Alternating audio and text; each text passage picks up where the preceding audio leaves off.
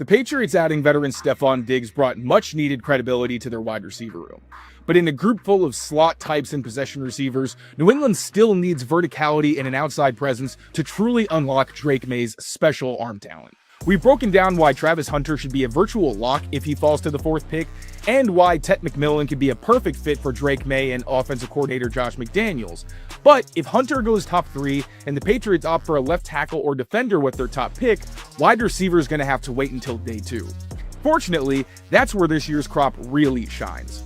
From high upside gambles like Luther Burden and Savion Williams, to big body ball magnets like Jaden Higgins and Jack Besh, to budding dynamos like Isaiah Bond and Jalen Royals, there's something for every receiver needy team in the early to mid rounds. But today I'm breaking down 3 specific prospects who I think are the best fits to add some big play potential to the Patriots passing game. Since his first day as head coach, Mike Vrabel's emphasized making life easier on his franchise quarterback. One of the best ways to do that is with a quality boundary or X receiver who can win one-on-one matchups outside. It's been years since New England had a respectable X, but Tre Harris could help them snap that streak. The Lafayette native spent 3 seasons at Louisiana Tech before transferring to Mississippi. He's led his team in receiving yards each year since 2022 and ended his career with first-team All-SEC honors despite missing over 4 games with a hip/groin injury in 2024.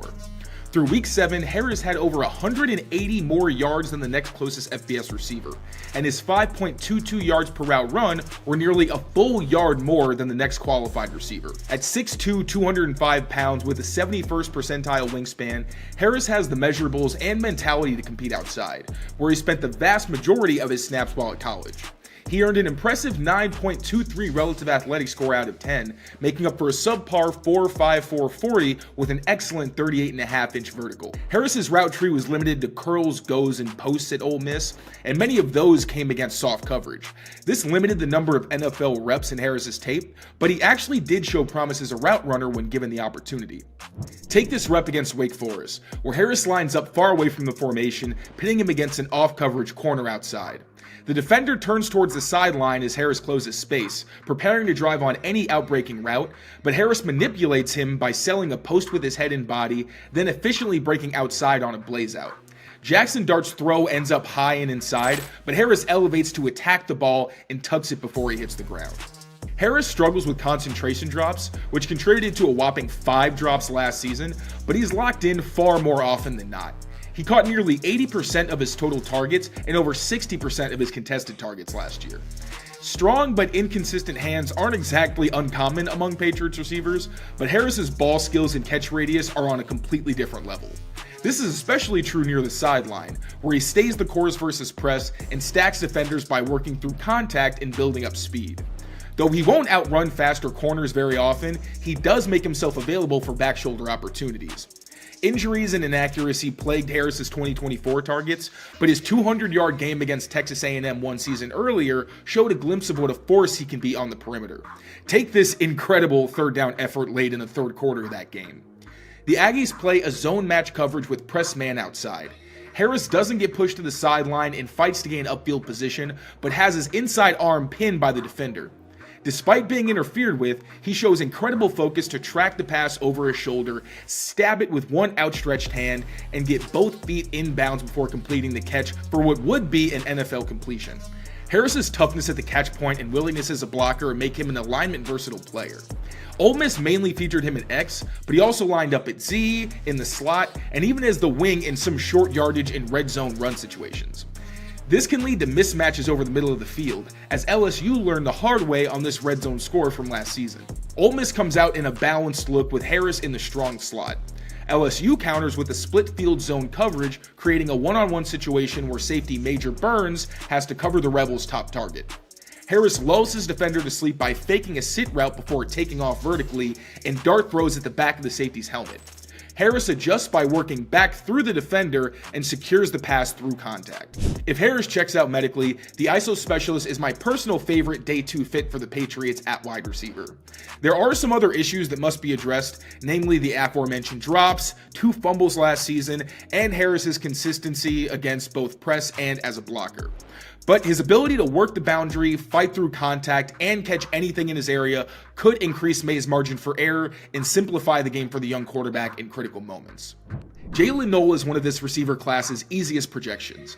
The two-time captain improved every year at Iowa State, going from a second-team All-Big 12 selection in 2023 to earning Big 12 first-team and Special Teams Player of the Year honors last season. His 1,193 yards ranked 6th among FBS receivers, 8 yards ahead of teammate Jaden Higgins, and he dominated fellow 2025 prospects at the Senior Bowl. The 194-pounder put up a position-best 23 bench reps at the Combine, and he brought in over half of his contested targets last season. Noel also brings plenty of juice, setting or tying position records for the vertical and broad jumps while clocking a 4.39 40-yard dash. Noel's explosiveness translates to frenetic, high-urgency routes and true deep speed. Iowa maximized these by setting him vertically over the middle, especially from the slot, where Noel ranked 7th in yards and touchdowns and had one of the class's highest average depths of target. He's a true home run threat when matched up against safeties, as rival Iowa found out on this long touchdown. Down by 2 scores, the Cyclones put all 3 receivers to the right with Noel as the inside most slot or number 3 receiver. With Iowa playing split field zone, Noel has to clear the linebacker before running his post against the deep safety.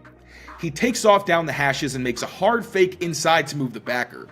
Noel then clears a reroute to get on the safety's toes, breaks inside to open grass, and lets the deep pass drop into his arms before jogging into the end zone. As the only FBS prospect to post 600 deep receiving yards last year, Noel is a well-established deep threat. He may lack the extra gear to consistently torch corners, but he's fast enough to hit triples against press man. And though his hand fighting is still a work in progress, he's plenty competitive in combat. Take this deep grab against UCF. Iowa State comes out in a run look with 2 tight ends, both receivers tight to the formation on opposite sides, and the quarterback in pistol. But with the Cyclones facing a second and long situation, UCF keeps himself safe by playing single high press man. Noel chops his corner's 2-hand jam, dips the shoulder to keep himself clean, and takes a hard jab step to the corner before separating on a post. The deep safety does play this pretty horribly, but Noel tracks down the slightly underthrown ball to set up his offense deep in scoring territory. Noel's more of a chain mover than a yak threat, and his intermediate production was pretty limited at Iowa State, but he has the quickness and IQ to be a true 3-level threat at the next level. He also maximizes his subpar catch radius by extending for passes outside of his frame, just like on this conversion against Iowa. The Hawkeyes play man match against Iowa State's bunch look, resulting in a bracket on Noel as the point man. He comes off the line like a jitterbug, easily clearing a jam attempt versus press to win early. Noel then separates on a smooth outside break, thanks in part to poor coverage outside, but he puts a cherry on top of the rep by extending to scoop a low throw off the turf, looking it in the whole way and falling on his back to guarantee the catch. Noel's hands do need to develop, both off the line, in routes, and at the catch point, but between his speed, route running, and off-field character, he'd be a perfect fit for Julian Edelman's old role as a movable chess piece who can be relied on in key situations. He also brings value as a punt returner, which would be key given Marcus Jones's injury history and expiring contract. And given the success that Drake May was able to have throwing deep post routes in college, I feel like he and Noel would be a perfect match, especially in the vertical passing game. My next receiver will probably have to wait to hear his name called after Harris and Noel, but he has the potential to be one of the most dangerous players in this year's class. Washington State's Kyle Williams put himself on the map with a breakout 5th season, coming out just ahead of Noel with 1,196 receiving yards and trailing only San Jose State's Nick Nash in touchdowns. Williams is a smidge taller than Noel at 5'10.5", and he'll turn 28 2 months later. He's also more wiry at 190 pounds, and his 6.33 relative athletic score is far from inspiring. But it's tough to stop what you can't touch. Though Williams should be afforded free releases as much as possible in the pros, he may have this class's best release package and can win outside against some corners as well as winning inside. His fluidity and efficient footwork left defenders guessing off the line of scrimmage, and I didn't see many successful jam attempts against him. Williams also runs true to his 4.4 speed, showing the extra gear to streak pass coverage and lead pursuit in the dust for several long scores. Off coverage doesn't necessarily guarantee a corner's safety, as Boise State found out on this touchdown. Williams lines up just inside the numbers with his defender giving him plenty of cushion.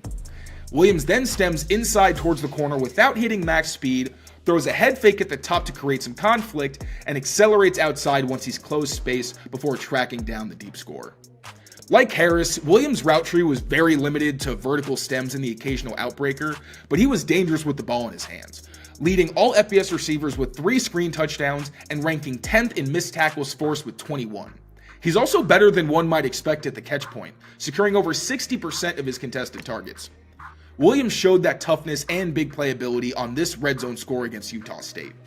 Washington State telegraphs a perimeter screen with a nasty bunch outside the hashes.